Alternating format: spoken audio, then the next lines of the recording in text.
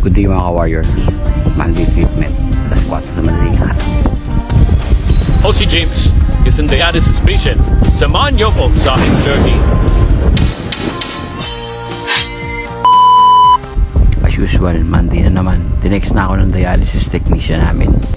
Isa rin pala sila sa mga hindi ko pa nababanggit na napakasisipag tuwing treatment namin.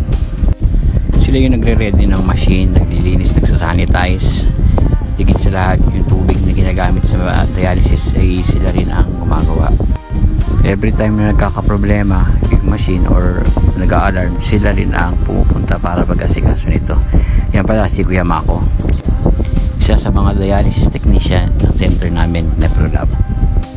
Papansin nyo, tuwing every 30 minutes or every hour yata na nagpapalit siya ng tubig or chinecheck niya kung may sapat na tubig ang mga machine. Yan po siya.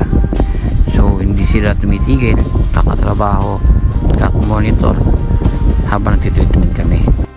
Sinisigurado nila na maayos ang machine at nagpa-function sa bawat treatment na ginagawa, at sila rin ang katulong ng mga nurses para i-assist ang mga patients. Napakahalaga ng isang dialysis technician sa bawat treatment namin. Shoutout din pala kay Larry at kay Norby na mga dialysis technician pero rest day kasi nila ngayon.